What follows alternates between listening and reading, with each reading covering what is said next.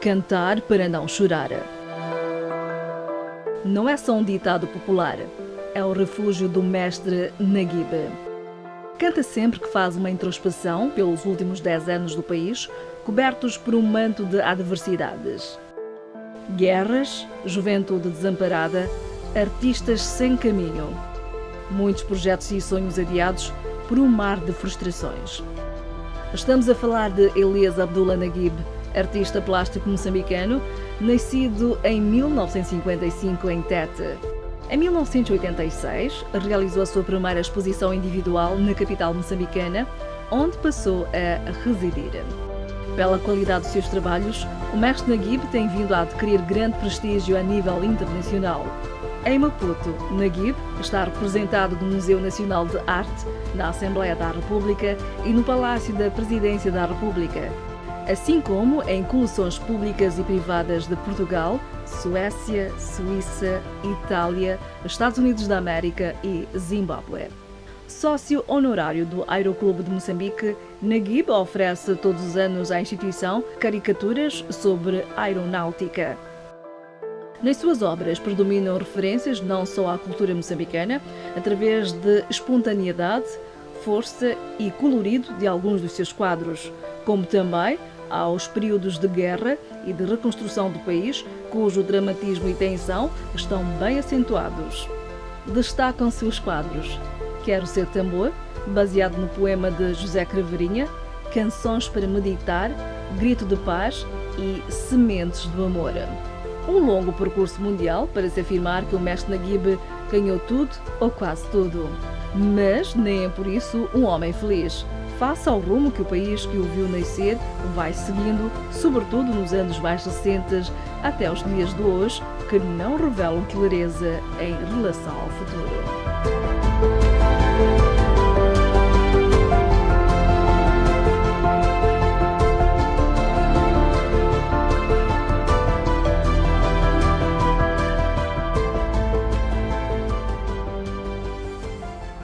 Saudações, o prometido é devido. Tivemos um primeiro momento de conversa com o grande mestre, o mestre Naguib, e porque a conversa era tão intensa, chegamos a um acordo de cavalheiros, que foi interromper para retomar um dia. E eis aqui o dia em que retomamos a conversa com o mestre Naguib, sendo que não vamos poder esgotar na totalidade aquilo que é a sua arte. Mestre, uma vez mais, renovamos aqui o nosso muito obrigado e as nossas boas-vindas à família Mídia Mais. Obrigado eu pela vossa atenção, é muito bom que a gente esteja junto e que particularmente a gente possa divulgar a nossa cultura, né? Estamos a lidar com uma figura mundial, nascida nas terras de Songo, na província, perdão, Songo, né? Mesmo na cidade de Tete. A pergunta que eu faço é a seguinte: o que é que já fez para a terra que viu o mestre a nascer? Olha, os sonhos são muitos, não é? Mas particularmente eu uma vez levei projetos para Tete, queria fazer uma nova praça dos heróis, queria fazer muita coisa em Tete, fiz montes de projetos, mas infelizmente não foi possível fazer esses projetos. E por outro lado, felizmente, que tive a sorte de no aeroporto poder mostrar esses projetos ao Max, que hoje é Ministro da Indústria e Energia, na altura era um dos administradores. Ele viu os projetos e achou espetacular. Então transferimos os projetos para Tete, para Songo, e adaptamos os projetos no Songo e ali fizemos coisas lindas. Durante 6 meses eu estive lá a viver e fizemos coisas muito, fizemos um monumento de reversão, um monumento à liberdade. Entretanto, eu fiz uma grande pesquisa antropológica. Andei ali pelas pequenas aldeias, como Chioco, Estima, fui a Mague, a Daque, Cazindira, até Baua.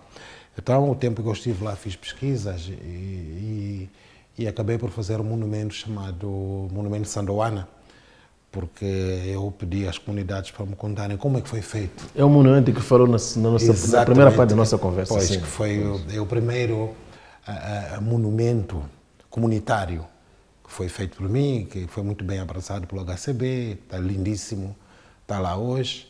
Entretanto, também tive outros sonhos para a própria cidade de Tete, né? Porque a cidade de Tete é uma cidade mineira, essencialmente, e em Moçambique não existe nada de vulto que louve o mineiro. Porque se nós formos a ver todas as comunidades de Gaza, algumas de Maputo, algumas de Inhambane, vão para a África do Sul, para as minas do Rande, as comunidades de Manica, se fala, muitas vezes iam para as minas do Zimbábue. Ali em Tete é a mesma coisa, que muita gente que vai para as minas de cobre, na Zâmbia, etc, etc. Então, particularmente Tete, que é uma cidade mineira, essencialmente, eu projetei uma figura do mineiro, a entrada da cidade, porque Tete está um bocado perdida, porque nos seus símbolos, ou era o bundeiro, ou era o cabrito, era Malambe. Malambe. Eu achei que, pronto, eu fiz a proposta de se fazer um monumento à entrada da cidade de Tete, que é a Praça do Mineiro, né? Que projetei, entreguei, fiz os cálculos, etc. Mas, infelizmente, nunca aconteceu. Nunca aconteceu por quê? Olha, nunca aconteceu porque alegou-se várias questões. A primeira questão alegou-se que o mineiro que eu apresento aqui é um mineiro tradicional, tanto de calções, de picareta, quando hoje a mineralogia está a ser feita com capacete, casaco. Já se usa uma tecnologia um pouco evoluída. Eu acho que esse mineiro é um mineiro que não existia há um século atrás. Não representa aquilo que é o sonho do mestre. Que é o meu sonho. Então, primeiro isso. O segundo foi a questão de financiamento mesmo. Porque eu propus, inclusive, na altura, ao Governo da Província, ao próprio Conselho Municipal, para que se juntassem várias empresas. Se cada um participasse com dízimo, a gente faria isto. Mas fiquei à espera que acontecesse e nunca aconteceu. Podemos assumir que o projeto morreu?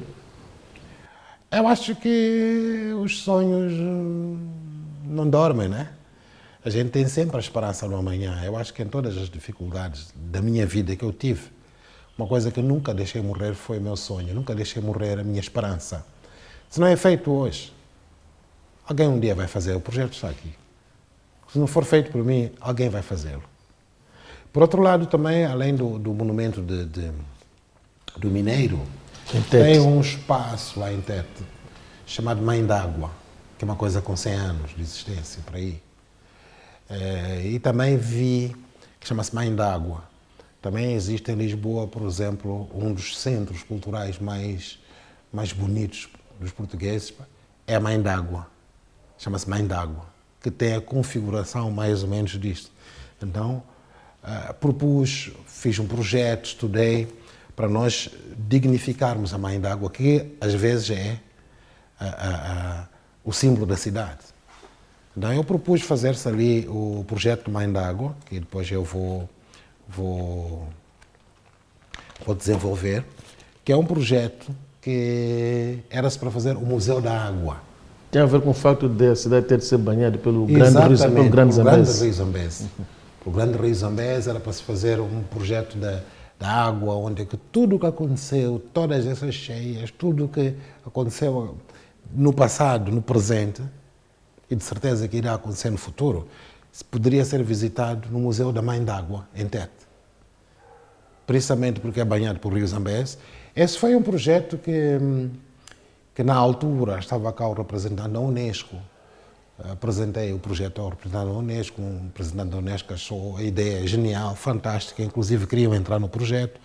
Queriam transformar Tete na capital da água da África.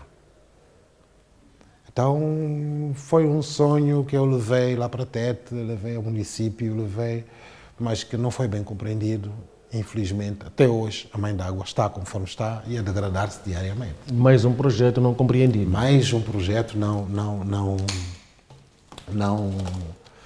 não sei se, talvez não compreendido mesmo, não é? Porque essas coisas é preciso que a gente entenda o que está a fazer e o que é que pretende, e o que é a cultura, qual é a intervenção que a cultura tem na sociedade. E o projeto Mãe d'Água era um projeto lindíssimo. Não só iria-se usar o próprio espaço para se fazer o Museu da Água, como ao longo portanto, na margem do rio Zambeze, era para se fazer uma ciclovia, uma área em que as pessoas pudessem caminhar, uma área em que as pessoas pudessem andar de bicicleta, uma área, um espaço comunitário de diversão, um espaço comunitário de trocas de experiências, um espaço, era-se para se pegar mesmo, fazer-se uma marginal, que começaria lá para o pé do quartel e terminaria, portanto, na Mãe d'Água, passando por baixo da ponte, para fazer uma coisa. Sonhos que a gente tem com a nossa terra que, pronto, desenhou-se. Eu desenhei, estudei, fiz os projetos todos, apresentei ao município. Não estou a fazer queixa, né? São coisas que acontecem, a própria dinâmica da vida às vezes não nos permite. Entretanto, paralelamente, havia uma habitação ali mesmo. Também para Tete? Para Tete. Havia uma habitação ali em Tete muito antiga, estamos a falar dos anos 20. E ainda existe? Ainda existe, está lá. E a ideia era transformar aquela, que é mesmo a 100 metros da Mãe d'Água. Portanto, muito próximo. Portanto, eu desenhei aqui o projeto, que era muito próximo, e era para se fazer um centro cultural. Um centro cultural, portanto, de Tete, que seria um centro de formação para artistas, nas diversas áreas. Estou a falar nas artes plásticas, estou a falar na escultura, que faz parte das artes plásticas, estou a falar das artes cênicas, teatro, dança, música. Tete é riquíssimo em instrumentos tradicionais. Os instrumentos tradicionais, estes que estão a morrer com o tempo. A juventude hoje não constrói mais nhanga, não constrói mais aquilo que nós chamamos aqui no sul de chitende, espendane. Não constrói. É preciso que peguemos nessa juventude e ensinemos a fazer esse tipo de instrumentos, que é para os instrumentos não morrerem, é para a nossa cultura não ir mais, porque essa coisa hoje das internets, dos WhatsApps, dessas coisas todas, fazem perder a nossa essência. Se nós não cultivarmos a nossa essência, essa nossa essência acaba por morrer. Então seria um centro em que iríamos fazer não só essas áreas todas, mas pesquisas culturais. Tete é uma terra prenha de histórias. Tete é uma terra que, mesmo em termos de história, desde a época das donas do Val de Zambeze, antes disso, do Chipasse, que subiu o rio acima, de Matope, sabes, há montes de coisas, da resistência do Bonga. A nossa juventude não sabe isso. Então é preciso resgatar esses valores. E através de um centro cultural em que nós tivéssemos bibliografia, um centro de investigação, etc., iríamos dar uma outra dinâmica cultural. A minha cidade, Tete, né? Então, houve esta tentativa também gorada, falhada. Quer dizer, todos os sonhos que o mestre Naguib teve em relação à sua terra natal, da cidade de Tete, praticamente não se realizaram. Não se realizou, só se realizou o songo, né? Isto terá a ver com aquilo que se costuma dizer, os santos da casa não fazem milagre. Eventualmente, se fosse um outro artista a fazer... É possível. Podia ter realizado, eventualmente. Mas pronto, por exemplo, não é só a casa, não é? Por exemplo, eu sonhei aqui há quase uns 20 anos atrás fazer da cidade de Maputo uma imensa galeria de arte. Então comecei a ver as empenas dos prédios, aquelas coisas todas. Fotografei, fiz um virtual, portanto, para fazer uma grande exposição, que era Maputo Galeria do Povo. Maputo Galeria do Povo, o que era? Era, em vez de nós printarmos arroz, ou garrafa de whisky, ou garrafa de cerveja, era em cada empena destas haver uma obra de arte e fazer-se uma imensa exposição coletiva em que as empresas que hoje fazem publicidade poderiam pôr por baixo: esta obra foi oferecida pela empresa tal, esta obra foi oferecida pela empresa tal. Quer dizer, qualquer indivíduo que chegasse a Maputo havia de ver, porque eu contabilizei mais de 60 espaços em termos de empenas. Então teríamos a cidade totalmente decorada, totalmente uma cidade de cultura. Porque nós podemos estarmos a lutar com muitas situações de pobreza. Mas se há uma coisa que nós não somos pobres é em cultura. A nossa cultura é muito rica. Maputo, em vez de ser uma cidade só, seria uma enorme galeria. Tanto é que eu escrevi para o Guinness Book, mandei as imagens para o Guinness Book. E a Guinness Book respondeu-me a dizer que se eu conseguisse, eu tenho as cartas por e-mail, se eu conseguisse fazer esta exposição, Maputo entraria no World Record, da maior exposição de arte do mundo. E isso havia de projetar Maputo e Moçambique para o mundo. E o que aconteceu com este sonho então? Eu levei este projeto, isso foi há uns 15 anos atrás, ou 20, eu não me lembro bem. Foi antes do primeiro mandato do presidente Comish. Já estava, não, do presidente Comish. Depois sim, foi o presidente a seguir, David Simango. Sim. Foi nessa altura, quando David Simango assumiu o mandato. Eu levei, falei com o presidente gostou muito disto, depois peguei na ideia, fui bater a portas várias empresas, variedíssimas empresas para fazerem publicidade, para nós andarmos com esse projeto à frente. E um dia, de repente, comecei a ver as empenas todas ocupadas com publicidade. Morreu o projeto. Porque a publicidade sobrepôs-se à cultura. A cultura. Foi mais importante vendermos celulares, vendermos Coca-Cola e vendermos 2Ms do que fazer a maior exposição do mundo. Até vender coisas quase ruins, diga-se de passagem. Muito ruins mesmo. Quer dizer, a cidade inteira, de repente, transformou-se num supermercado. E então a cultura foi para o lixo. Nós estamos a caminhar para uma situação em que quase que vamos ser um povo sem cultura. Eu acho que uma coisa que nunca vão conseguir tirar é a cultura de um povo. A cultura de um povo nunca morre, é só o que nunca desce. Há situações, por exemplo, de eu fazer aquele mural na Marginal ou da Samora Machel. E no dia seguinte, aquilo tem postos de energia. E no dia seguinte, a publicidade chegar lá e colocar luminosos à frente Aliás, até hoje estão lá. Não foi consultado previamente? Não, nem falar. Até hoje estão lá. Sabes, há aqui uma grande... Sabes, houve outros sonhos, por exemplo, que eu tive quando os miúdos começaram a falar em murais de rua. Eu lembrei-me que eu comecei a pintar na rua mesmo. Logo após a independência, fazíamos palavras de ordem, não sei o quê. Então eu fiz um projeto e... estávamos a falar de Maputo, Galeria do Povo. Bom, depois disso morreu. Também. Agora, para isso voltar a nascer, era necessário que o município falasse com os donos hoje das empenas, fornecêssemos imagens, fizéssemos nem que seja uma coisa experimental por um mês ou 2. Era preciso que houvesse essa dinâmica, né? O que, da minha parte, essa dinâmica já não há. Quer dizer, a emoção que eu tinha no momento que eu fiz isso há 20 anos atrás, já não é a mesma emoção que eu tenho hoje. E nem é a mesma força que eu tenho hoje. Uma coisa é fazer uma coisa aos 40 e outra aos 65. São duas coisas distintas. Houve uma altura em que, por causa da instabilidade, eu resolvi fazer a mesma coisa que a gente fez pós a independência. Naquela altura era a luta contra o apartheid, Ian Smith, etc. Que fizemos murais de rua, pusemos palavras de ordem. Mas nós, hoje, temos palavras de ordem que a gente pode fazer murais de rua. Estás a ver? E pôr essas palavras. Pôr as palavras de ordem, algumas temos aqui, estás a ver?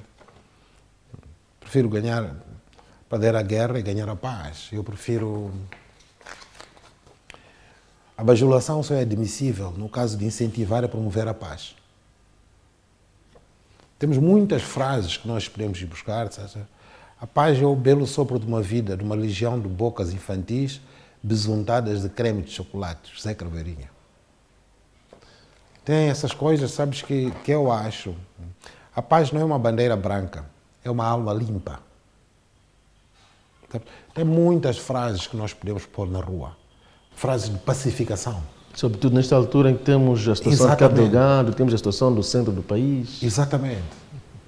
Aí está a força da cultura na é busca da solução de alguns problemas. Os artistas que fazem coisas de rua têm de fazer coisas de rua com uma mensagem forte, firme. Neste caso concreto, também morreu. Não arranjei. Há outras coisas que eu sonhei. Canta para não chorar.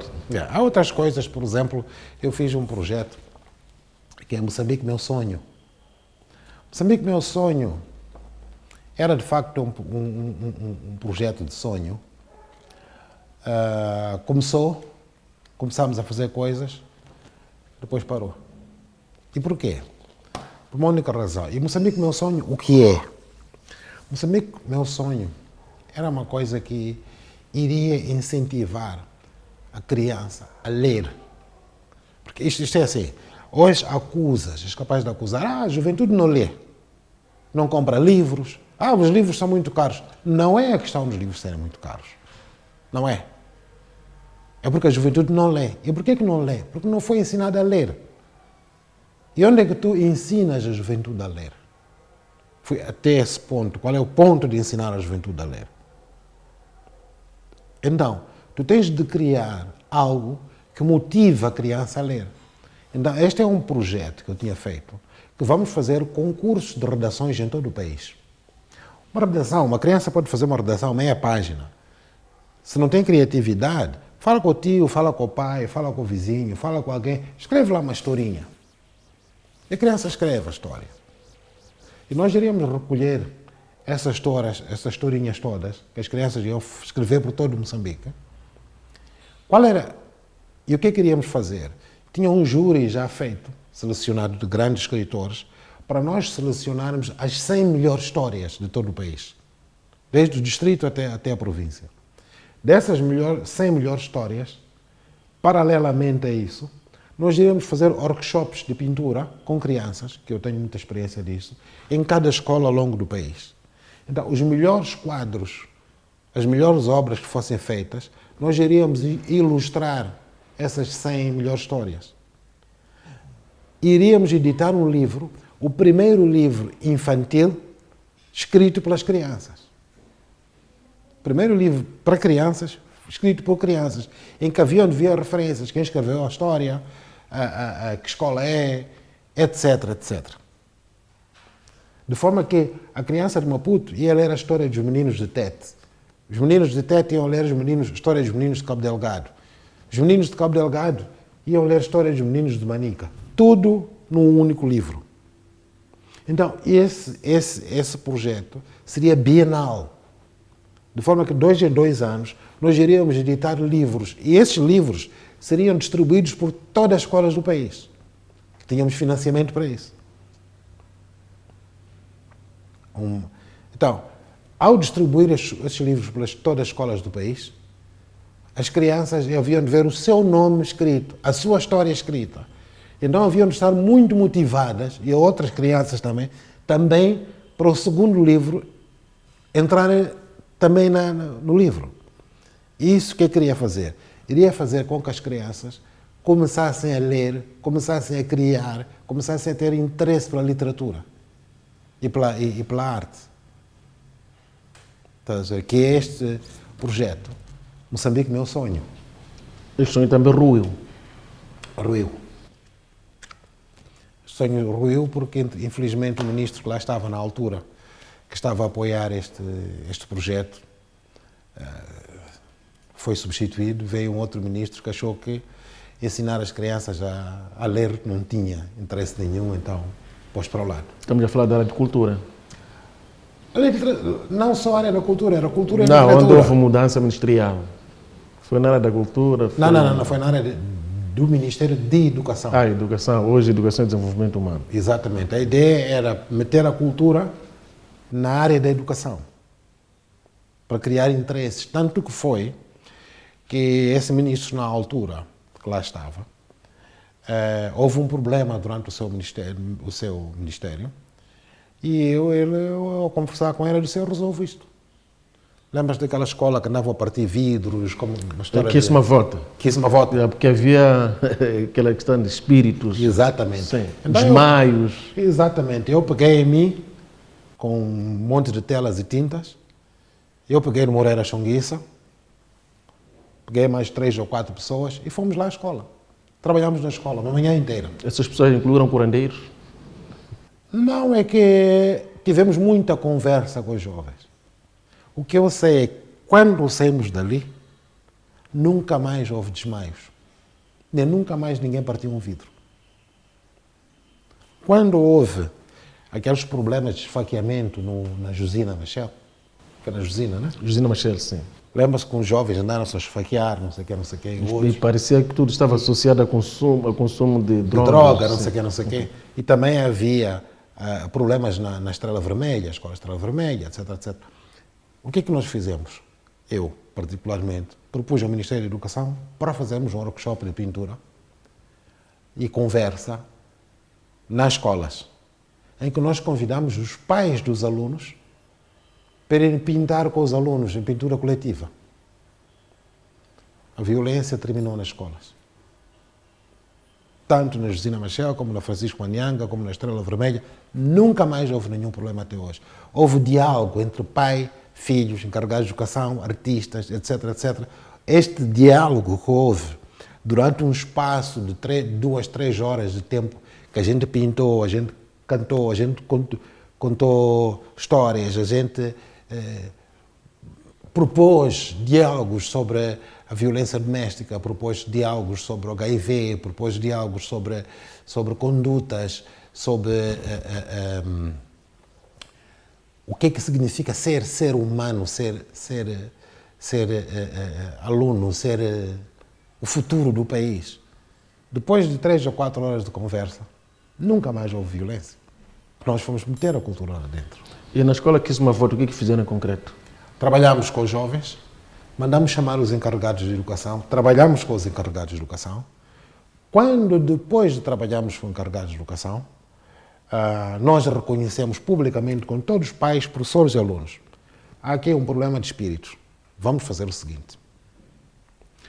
Aqueles que se sentem com esses problemas de espírito, por favor, saiam daí e venham para este lado, que é para irem fazer tratamento, ficam suspensos. E eles não vão ser expulsos, ficam suspensos. Quando estiverem bons, vamos chamar a Metramo. Quando estiverem bons, voltam. Por favor, venham para este lado as pessoas que têm problemas de espírito. Não foi lá ninguém. Ninguém se apresentou com problema de espírito. Eu pedi, espíritos, venham. Eu estava com o microfone, né? Não veio ninguém com problema de espíritos. E a partir daquele dia para diante, nunca mais. Porque nós dissemos, quem tiver espíritos, faz favor, vamos chamar a Metramo, vamos transferir para a Metramo, que é para irem ser tratados. Vão ficar lá 4, 5, 6 dias, depois voltam. Nunca se apresentou ninguém com problema de espíritos. Até este momento, nunca mais houve problema nenhum. Mas os sonhos do mestre não ficam por aí. Tem mais? Podemos ver aqui. Olha, outro projeto que eu tinha, era um projeto para nós fazermos workshop de escultura.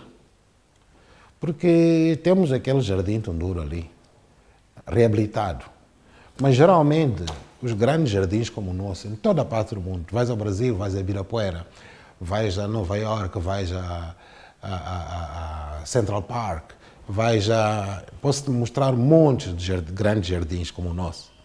Aliás, muito maiores que o nosso, mas como o nosso. Tem sempre a componente cultura lá dentro. E uma das coisas que nós vemos ali no Jardim Tundura, tem as árvores, é bonito, plantas, é bonito. Árvores que hoje já não estão a ser eventualmente estudadas. Portanto, era necessário um toque de cultura ali dentro. Fazer esculturas com 3, 4 metros de altura, espalhadas ali dentro, de forma que as pessoas interagissem com a cultura lá dentro. De forma que iríamos fazer o primeiro museu de escultura ao ar livre. Eu contactei vários escultores, depois eles disse, não, olha, só os nossos não dá, temos que ir buscar outras sensibilidades. Não falei com grandes escultores na África do Sul, no Zimbábue, de Botsuana, Namíbia, aqui da zona da SADC, para nós fazermos um grande workshop de escultura e oferecêssemos as esculturas ao Conselho Municipal. Morreu. Também morreu. Sim, nunca se fez. E qual foi desta vez a justificação? Aquela justificação, fica à espera, vamos resolver. Não houve motivos políticos, não? Não. Nenhum desses houve motivos políticos. Nenhum desses. Eu estou a falar de cultura. Não estou a falar de motivos políticos, quer dizer, cabe às pessoas depois. Eu estou a falar da cabeça, estou a falar do intelecto das pessoas. E temos mais um projeto, Chibalakatsa. Chibalakatsa é um projeto muito bonito, porque assim, voltamos outra vez àquela situação de ler e não ler. Porque como um dos grandes déficits mesmo, que nós vemos na nossa juventude, é falta de conhecimento cultural. Falta de conhecimento. O jovem não conhece a cultura. Digo aqui claramente. Por quê? Porque a nossa cultura é uma cultura que tem história. Não é uma cultura que nasceu do nada. Nasceu de algum sítio. E para nós gostarmos da nossa cultura, para nós apreciarmos a nossa cultura, é preciso conhecer a raiz dessa cultura. Então, eu fiz um projeto, Chibalakatsa, o mesmo que Fisga, né?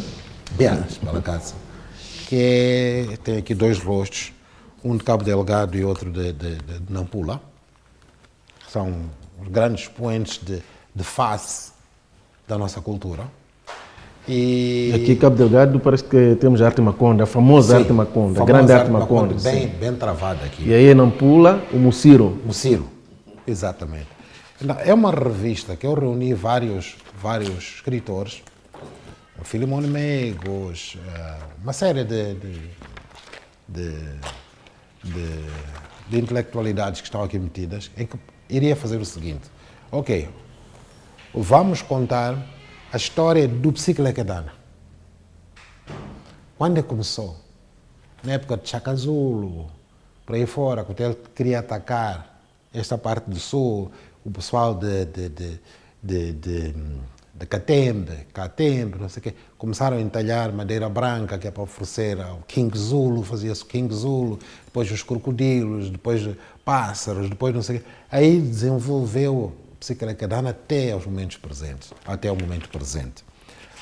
Vamos falar da arte Maconde. O que é isto da arte Maconde? Como surge a arte Maconde? Quem foi Margot Dias que escreveu o seu? Vamos lá falar da arte Maconde. Portanto, uma página, duas páginas seria Psiquelequedana, outro lado seria a arte Maconde. O Jama, o que é o Jama? Qual é o conceito do Jama? Quando é que nasce? Quando é que surge? Cestos, cestaria. Zona Centro, como funciona esse assunto da cestaria? Qual é a matemática que existe? Guedes desenvolveu matemática no espaço, na cestaria, a partir da cestaria. Teríamos a Benga de Letras, vamos falar da nossa literatura. Quando é que começou? Na altura de proto-nacionalismo, etc. Quem foram os primeiros? Quem foram os primeiros escritores, os primeiros jornalistas, os primeiros, desde o brado africano, etc. Fazer toda essa resenha do que é letras até chegarmos a este ponto. Cinema moçambicano. Quando é que nasce o cinema moçambicano? Quem começa com o cinema moçambicano? Quais foram as primeiras peças? Qual é o ponto de situação seria o Licínio a escrever sobre o cinema moçambicano. Nhau. O que é o Nhau? Voltamos para Tete. Para Tete. Nhau. Quando eu falo de Nhau, falo de cestaria, falo de diversos tipos de dança, como o mapico, como isto, como aquilo. Qual é a essência disso? Onde é que começa? O que é que transmite? Quais são os batimentos disso? Vamos fazer um convite à diferença. Qual é a diferença de uma literatura de outra? Qual é a diferença? Por que na época de Malangatana pintou-se muito, por exemplo, a feitiçaria, o coronelismo, essas intervenções sociais? Hoje não se faz isso. Qual é a diferença? O que é que existiu e o que é que existe? Fazer uma revista, dança, os vários tipos de dança, desde a dança, vamos falar, desde a dança clássica em Moçambique, passando pela dança tradicional, tudo. Vamos conhecer os conceitos de tudo isto. Vamos falar sobre a história da arte moçambicana. Nós temos uma história na arte moçambicana. Quais foram as influências que os primeiros pintores tiveram com a escultura? Quais foram as influências que a escultura teve com a cerâmica? Qual foi, sabes, uma espécie, a fotografia, por exemplo. Fotografia onde nasce? Por acaso, olha, era Calando da Silva que ia escrever sobre a fotografia. Até a época do Ricardo Rangel, até as novas épocas, até os jovens que estão a fazer agora fotografia, que estão a fazer toda esta resenha. E como é que ficou este sonho? Olha, eu fiz uma ou duas revistas destas. E a ideia era fazer uma enciclopédia. Uma enciclopédia, portanto, da cultura moçambicana. Em que terias isto em items. Estás a ver? Terias um dia poder ter acesso, se fosses colecionando as 10 enciclopédias que eu ia fazer, mas paralelamente a isso, cada vez que lançássemos uma revista, era para se entrar no YouTube, entrar nos vários acessos que hoje temos digitais. Digitais, sim. Temos muita ferramenta. Pois, de forma que as pessoas também colaborassem em discussão cultural. Deixar um espaço para as pessoas dizerem, olha, o que eu sei de Mapico é isto, isto, isto. Ou outros dizer, olha, eu sei de Macoela é assim, afinal de contas, foi na África do Sul que nasceu assim, nasceu assado, dizer, criar uma discussão à volta disso, mas não só digital, mas também impresso. De forma que essas impressões, todo o pessoal das universidades, os jovens que estão a fazer licenciaturas ou antes, ou mesmo no 10º, 11º, 12º, pudessem ter um conhecimento cultural básico. Portanto, seria uma revista didático-cultural. Pronto, fiz tudo isto. Depois de fazer tudo isto, fui registrar no Bureau de Informação Pública a revista e fui atrás dos patrocínios. Quem quer patrocinar esta revista? Bati todas as portas possíveis e imaginárias, não consegui arranjar quem me patrocinasse a revista.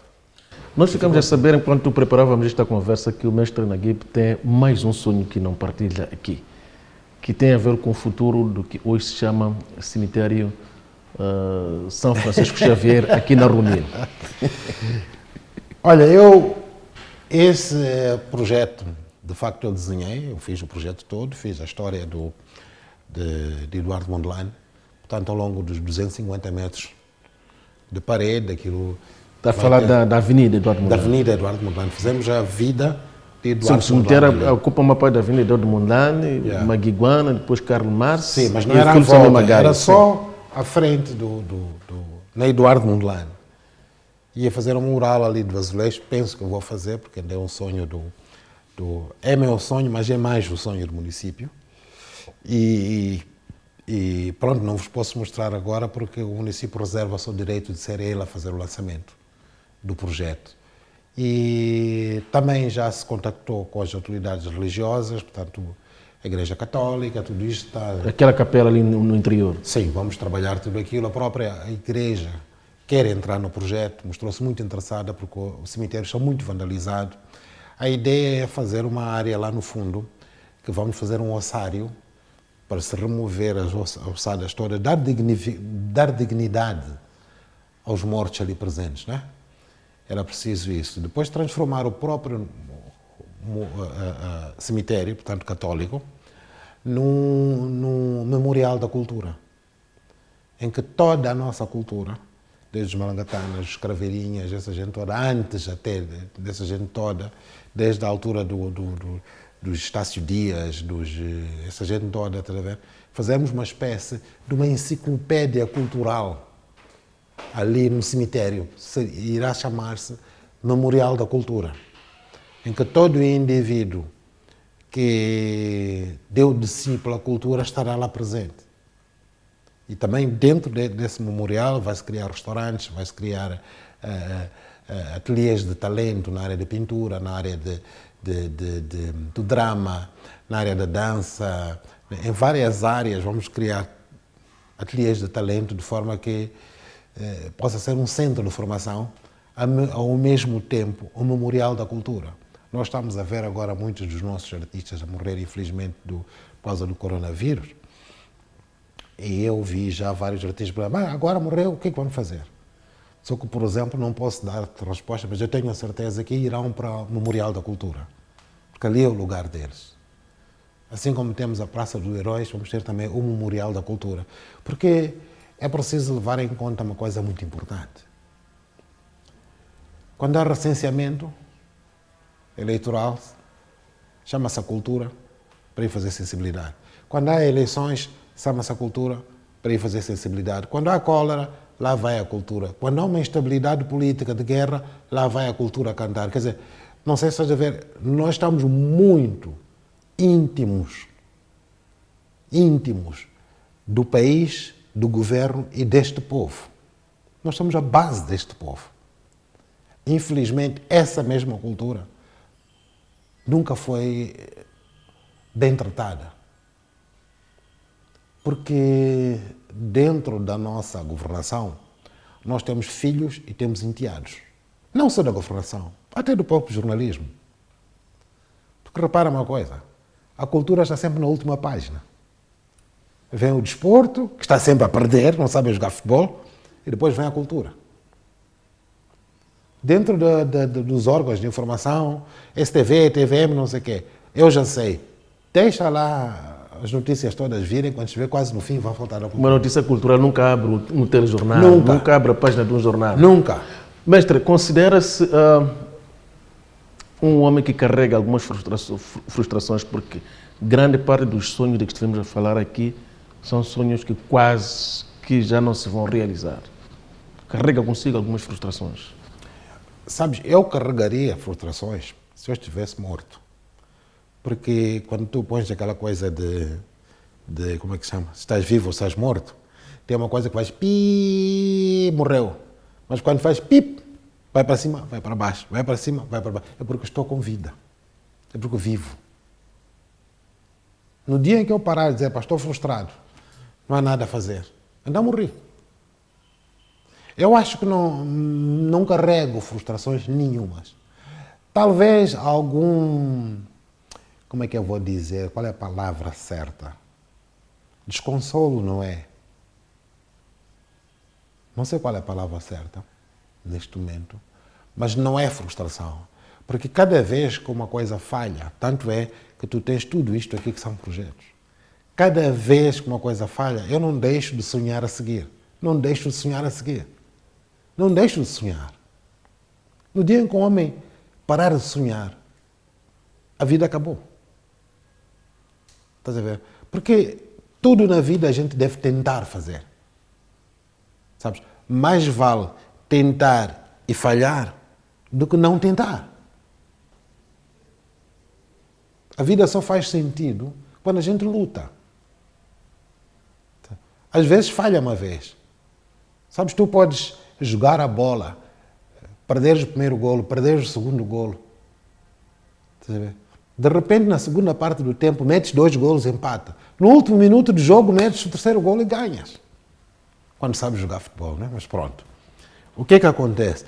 Na cultura é a mesma coisa. A cultura passa a vida a viver, a lutar. E tem que se lutar. Há sonhos que a gente... Eu tenho um sonho, por exemplo, de criar um selo para a cultura. Sabes, se o governo amanhã dissesse, olha, nós vamos dar 1%, tudo bem. Sabemos que esse 1% é para desenvolver museus, é para desenvolver isto, fazer estudos, não sei o quê. Mas não há de ir para bolsa do artista. Dificilmente. Mas eu tenho um sonho de dizer, olha, toda a documentação em Moçambique, a partir de hoje, passa a pagar 5 meticais. Cada indivíduo moçambicano que queira fazer ou estrangeiro, ou uma empresa, ou as organizações de arte, vamos pagar 5 meticais de selo. É muito dinheiro que se coletava para a realização de muitos sonhos. Exatamente. 5 meticais, 5. Mas, Naguib, eu quero acreditar que também sonhou algum dia com um Moçambique ideal. É com este Moçambique que alguma vez sonhou? Olha, o ideal nunca é estático. E depois, o ideal, eu costumo dizer, olha, uma coisa é fazer uma governação de 5, 10 anos sem as redes sociais. E outra coisa é fazer uma governação de 5, 6 anos com redes sociais. Portanto, as coisas devem ser postas em termos de espaço-tempo. O ideal, para mim, não existe, porque o ideal é a construção. O sonho existe, eu quero fazer isto, mas o sonho ideal não existe, porque não é conjuntural. Estás a ver? É conjuntural em termos de espaço-tempo, em termos de vivência. Tu hoje podes ter... estávamos a sonhar há dias atrás com minas de carvão, logo as minas de carvão vão estar banidas. Podes estar a sonhar hoje com o petróleo ou com o gás. Amanhã, em 3 ou 4 ou 5 anos, a tecnologia está a andar todos os dias, energias solares, não sei o que, cancela outras coisas. Já disse mesmo que daqui a mais algum tempo o gás deixa de ser necessário. Pois. Portanto, tudo. Porque há outras apostas. Agora, uma coisa eu sempre estive ciente. Primeiro, a nossa situação geográfica, como Moçambique. Oceano Índico, Moçambique. Onde é que se situa? Em África. Ok? Quantos governos ditatoriais que nós tivemos? Tivemos Ian Smith, tivemos o Apartheid, até alguns governos como o do Mobutu Sese Seko, Idi Amin Dada, Jean Betel Bokassa, não sei o quê. Toda essa conjuntura que puxava com grandes influências para a França, etc, etc. Tudo isso, eu, na Guibo, Moçambique, estava aqui encaixado neste canto. E uma coisa que eu sempre soube, que não haveria de ser fácil. Nunca, não haveria de ser fácil. Nós vamos levar uma luta nos próximos 20, 30 anos. Mesmo acabando com o assunto do apartheid, dos insurgentes de Cabo Delgado, de terrorismo em Cabo Delgado, acabando com esse assunto aí nem quero dizer o nome, do centro do país. Okay? Vamos ter muita luta nos próximos 20, 30 anos. Moçambique não vai sair desta, porque Moçambique pertenceu a outras pessoas, aos colonos. Moçambique quer ser independente. Moçambique teve de lutar pela sua independência, primeiro com os colonos, depois com o apartheid, depois com isto, depois com as próprias guerras internas. Sabes, não é uma coisa que vai se resolver com varinha mágica. Uma coisa é instrumentalizado. Nos próximos 20 anos Moçambique vai estar em luta. Não luta de guerra, se calhar, mas se calhar luta económica. Não sei hoje, sinceramente, a nossa economia está nas mãos de quem? Será que está nas nossas mãos? O Banco de Moçambique está, mas e o resto está. A colonização, o desenvolvimento de um povo, não se mede só nele, mas em tudo o que lhe rodeia. Eu dou-te um exemplo. Qual é a identificação que um banco sul-africano tem com a cultura moçambicana? Qual é a identidade? Boa pergunta. Qual é a identidade de um banco português, de um português, que sempre considerou a nossa cultura folclore, nunca como cultura, sempre considerou a nossa pintura, a nossa escultura, como se fosse artesanato. Hoje tu chegas ao pé e dizes, eu quero fazer este balacasa. Ele diz, o que é isto? É muito interessante, mas é a nossa cultura.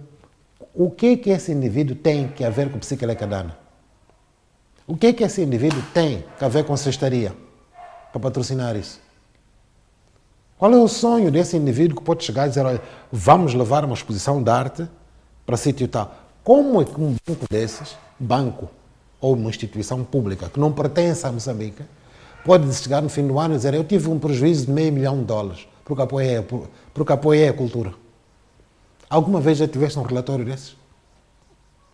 Quer dizer, que houve prejuízo neste banco porque nós apoiamos $500 mil Fizemos um lucro de $60 milhões.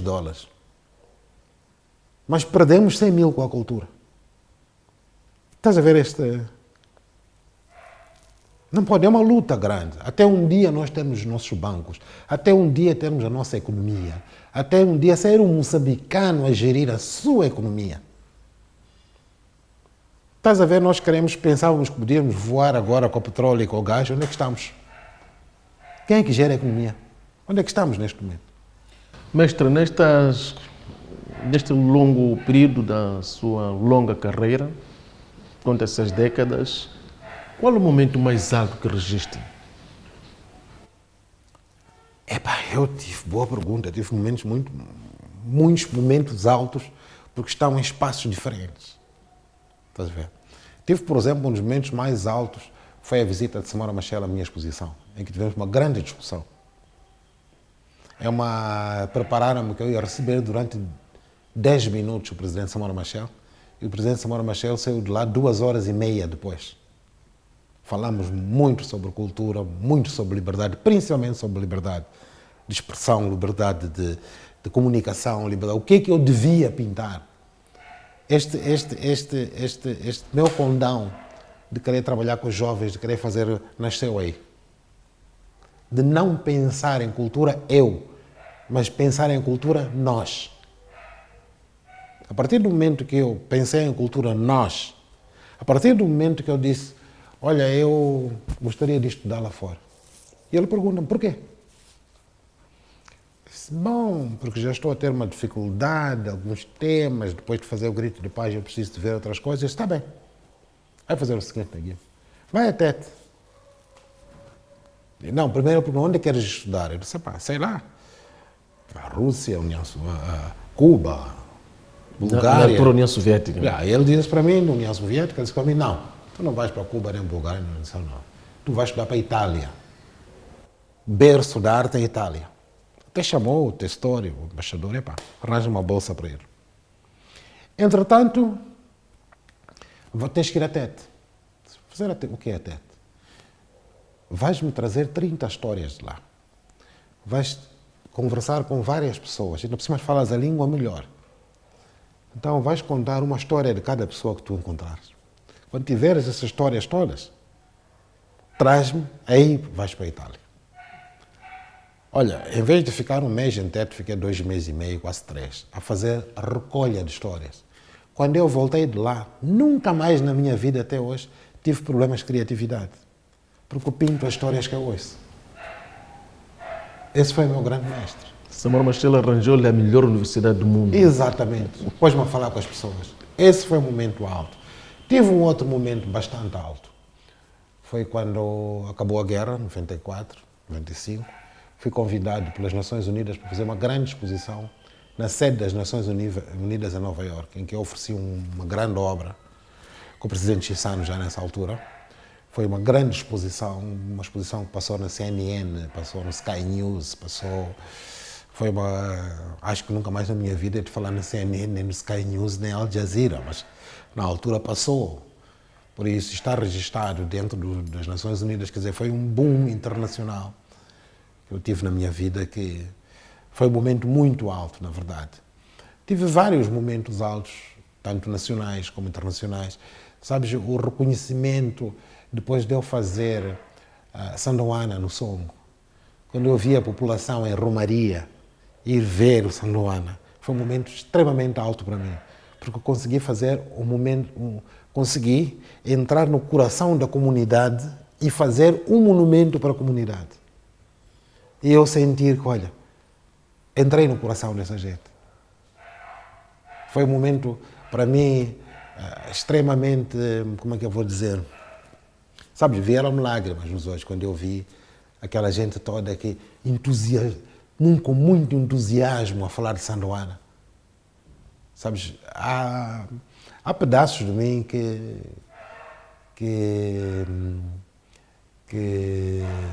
são indescritíveis. Mestre, nós acreditamos que mais momentos altos vai continuar a registrar nesta sua brilhante carreira mundial. Elias Abdullah Naguib foi o nosso convidado hoje, em que esgotamos uma conversa que havíamos iniciado há dias, sendo que hoje tratamos de honrar o compromisso de retomar a conversa e tentar terminar. E fica aqui o reconhecimento de que não é neste lapso espaço de tempo em que se pode esgotar a vida e obra do mestre Naguib. Obrigado pelo calor da sua audiência, continua ligado a nós, porque as próximas propostas são ainda muito mais aliciantes.